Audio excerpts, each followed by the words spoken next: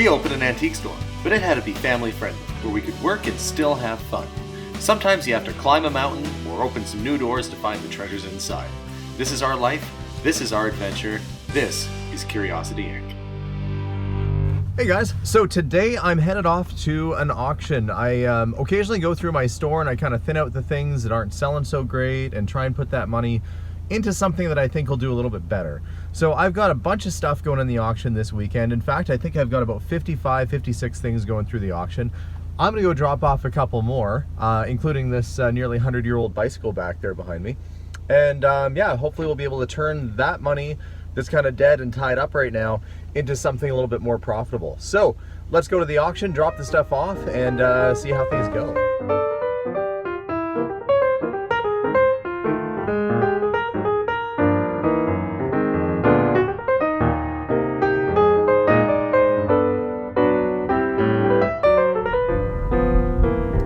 And I've been using this auction house for a couple years now.